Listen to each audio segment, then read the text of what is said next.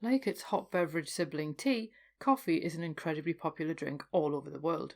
Director David Lynch reportedly said, even a bad cup of coffee is better than no coffee at all.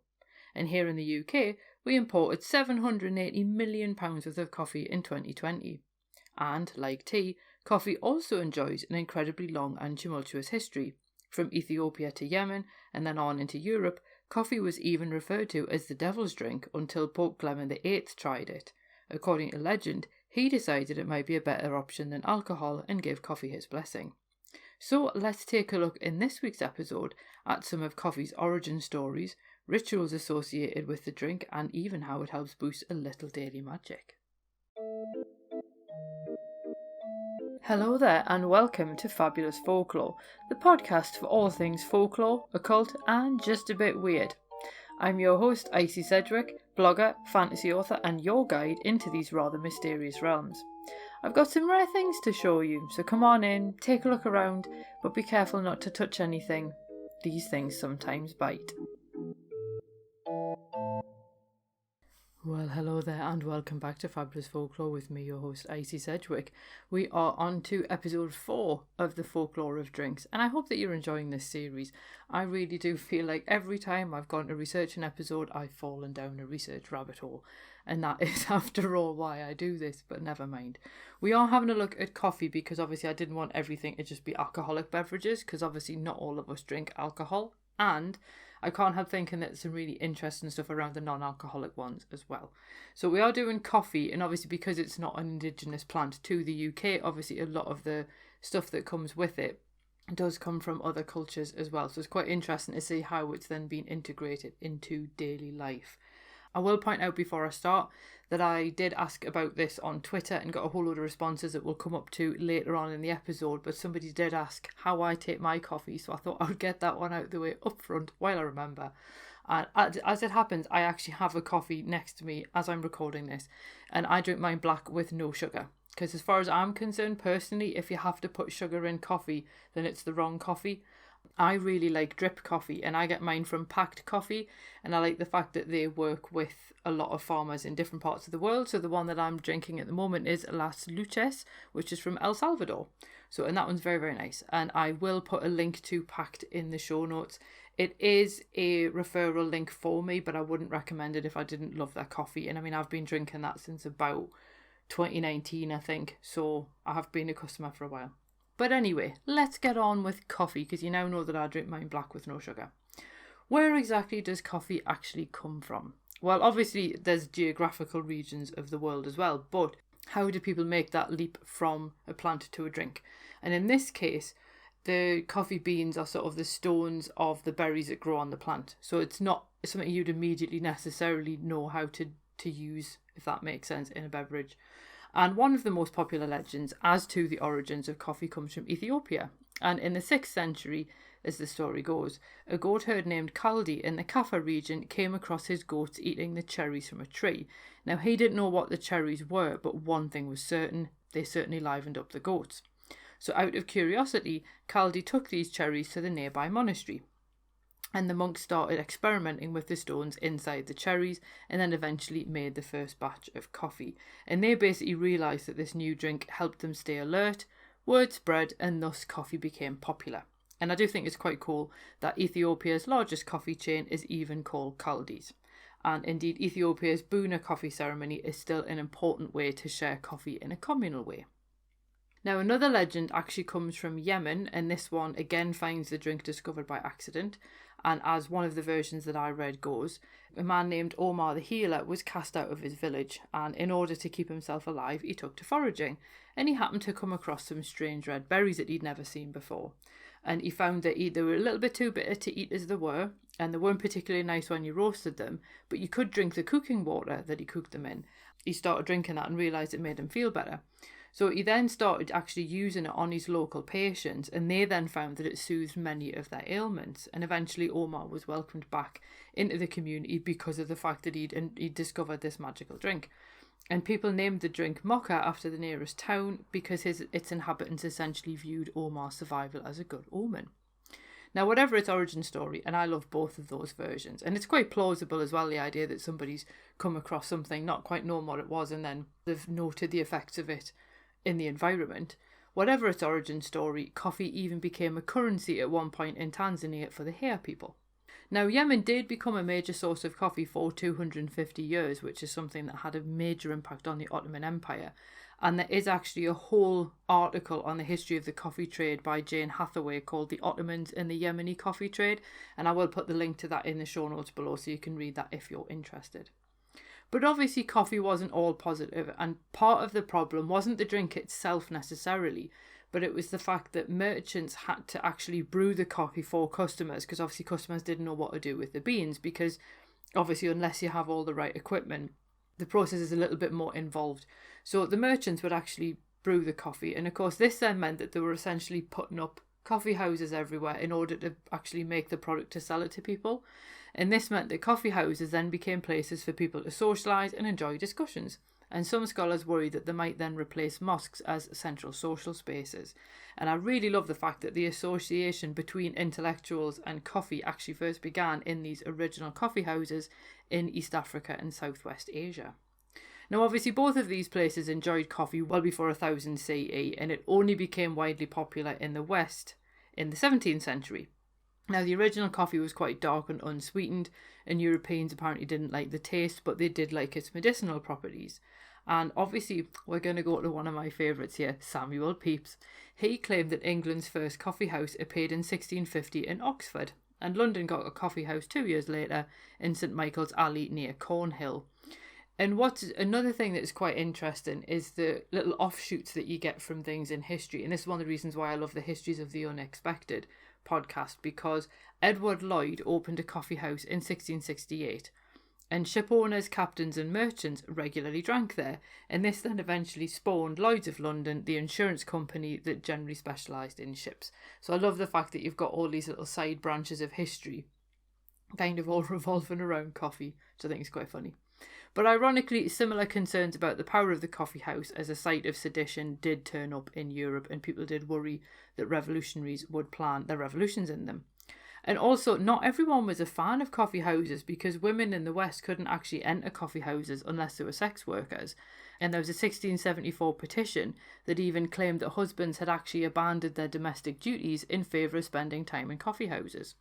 Obviously, there were people who were then continuing to put forward the medicinal properties of coffee in the 19th century, and Sir Henry Salter was one of them, and he recommended black coffee to treat asthma.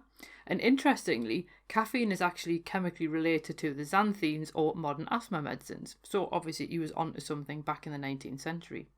And while some noted its lack of nutritional content, caffeine does offer a range of benefits, including better concentration, boosted stamina, and even lower risks of diabetes. Although please check with your doctor first, because caffeine can also aggravate things like high blood pressure, anxiety and heart palpitations. So I did mention the Buna coffee ceremony from Ethiopia earlier, and obviously following the drink spread around the West, others have created their own rituals around drinking coffee. And the wife of a cavalry colonel, Mrs. George S. Andrew Jr., wrote to the Hollywood Citizen News in 1956 about cowboy coffee. And according to her, the cavalry would boil their coffee and toss a horseshoe into the brew. If the horseshoe floated, the coffee wasn't done yet, and it was only considered done when the horseshoe dissolved. And I think we've all had days when we've needed coffee that strong. But you might wonder what all of these different things have to do with folklore, particularly around coffee rituals and so on. But I do think that personal traditions should fall under the definition of folklore, because Merriam-Webster claims that folklore is the traditional customs, tales, sayings, dances or art forms preserved among a people.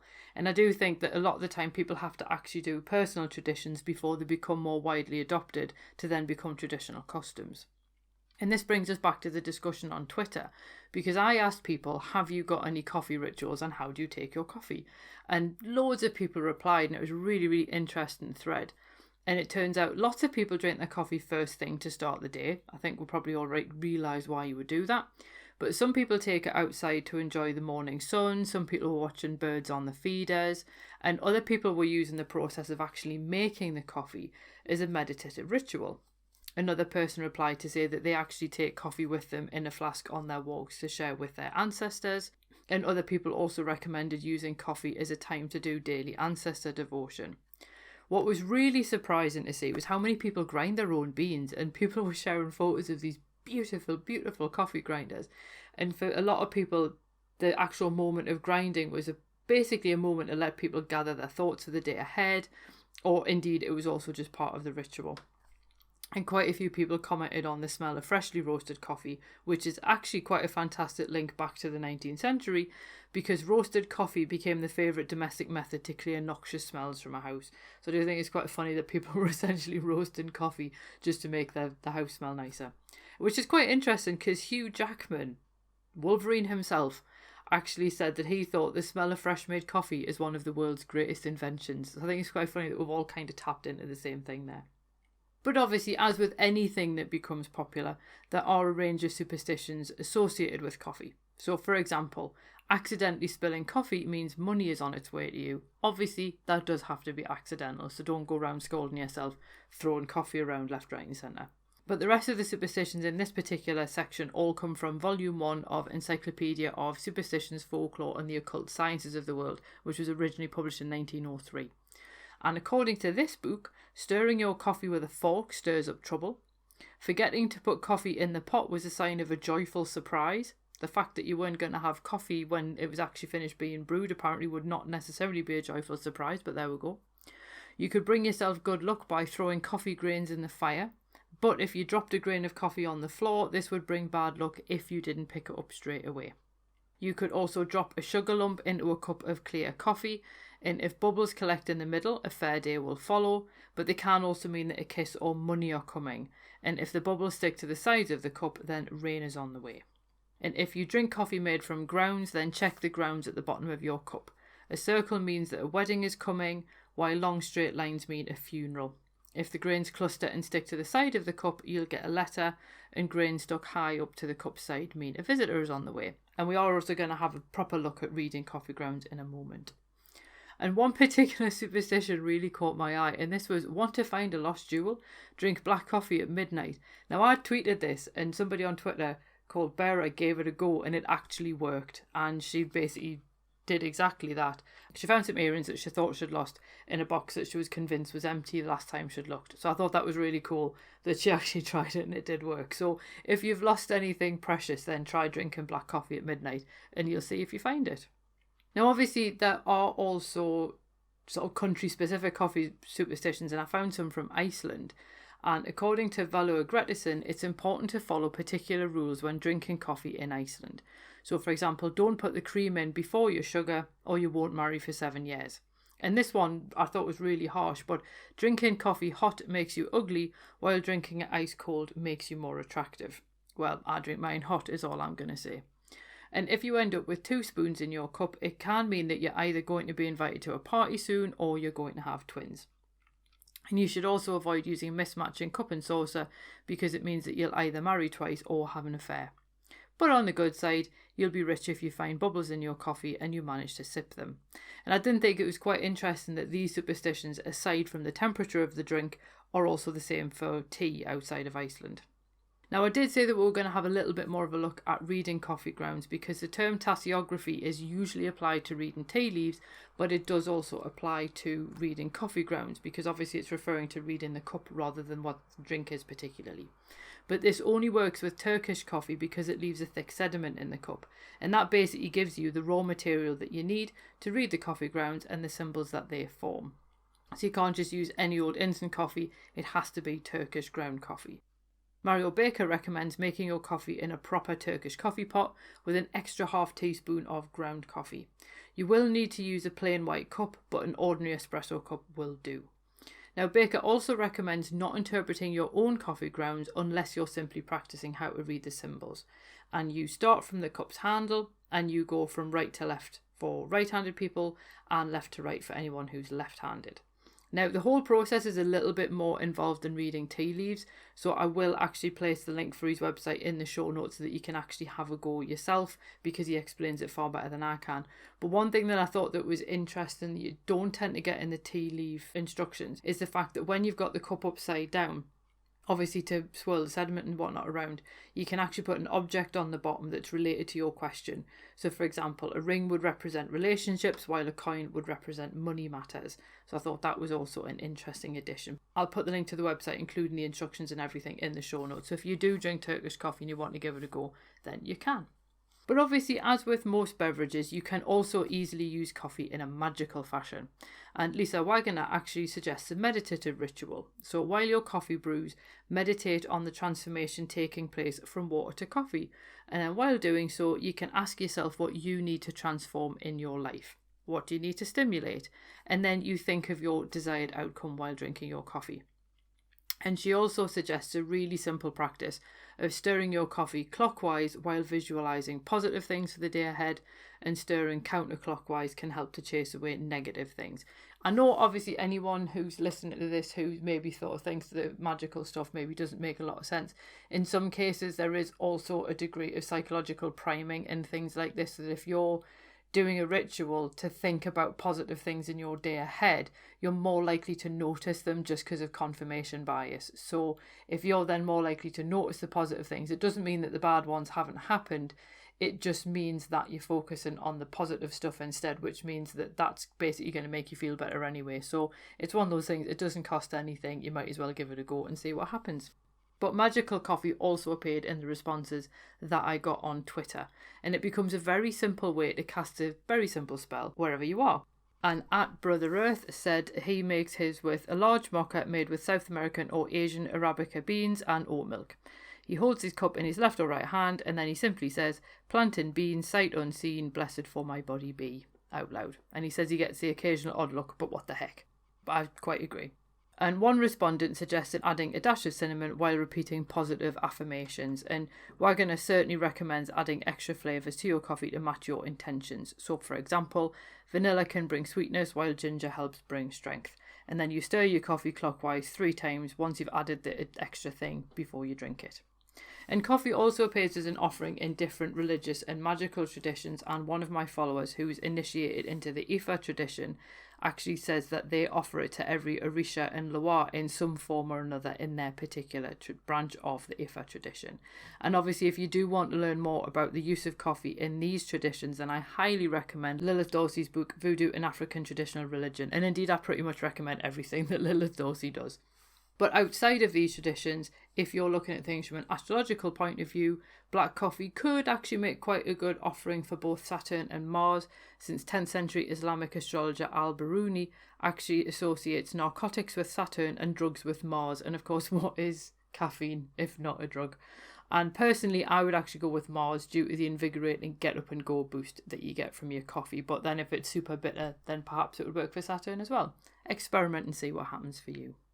And as with all the other drinks in this series, it's not at all surprising that a popular drink like coffee would accrue various legends and superstitions.